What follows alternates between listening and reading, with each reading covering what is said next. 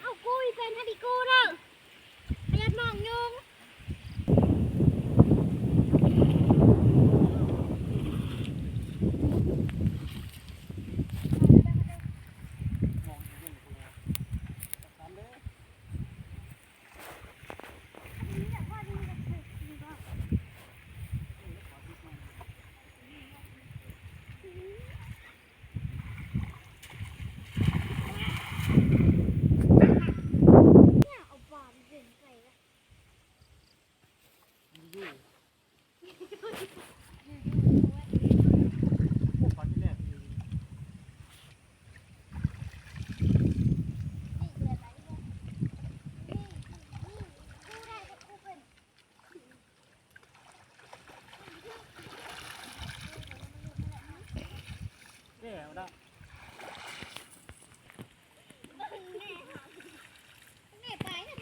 มื้อนี้กะมาตึกปลาอยู่หนองเนาะ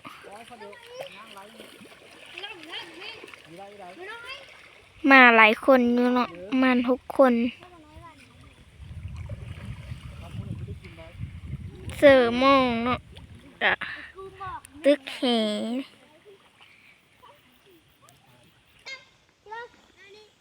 แล้วอีฟื้นกับปลาทือเนาะ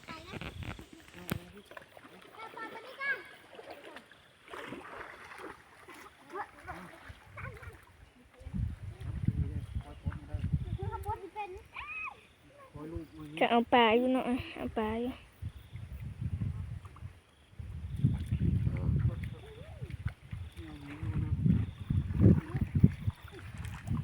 พวกนั้น2 คนนะกับปลาอยู่เนาะกำลังเอาปลาอยู่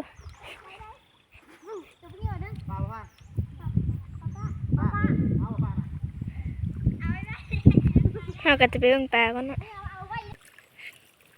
เราก็มาฮอดแล้วเนาะปลากระดองอยู่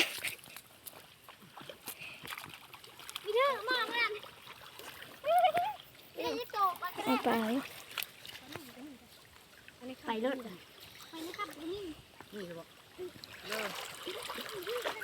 ดองอยู่เนาะ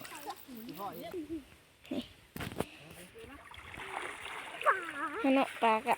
ลายอยู่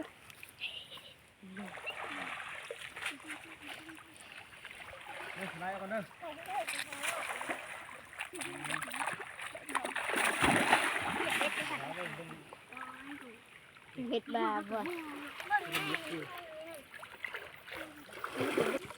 เลยไปไปตามเครื่องน้ำเด้อนี่น้ำเลิกเลยตั้งเครื่องน้ำเอาวันนี้ถือเราได้มองกันถือเราไปไม่ใช่บ่เนี่ยเป้าถือบ้าน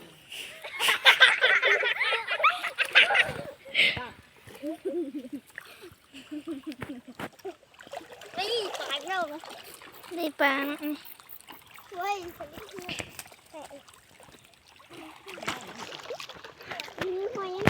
เอาไปคนเด็กยังมันพุกมันปลามาที่ไปหม้อไปจับมอนเยอะเก็บมองง่ายก่อนจับมอนเยอะ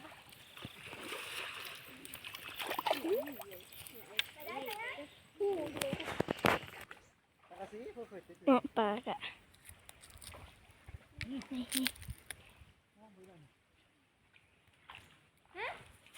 ได้ตัวนี้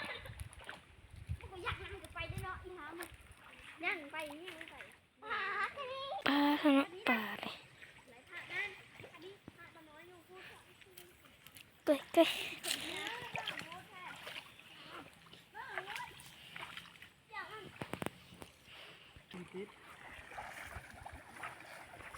จะไปเบิ่งคือมองอยู่เนาะ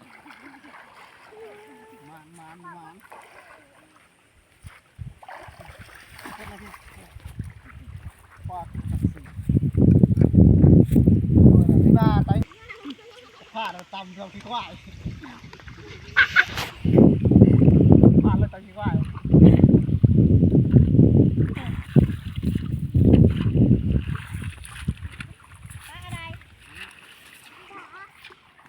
สีนะเพื่อน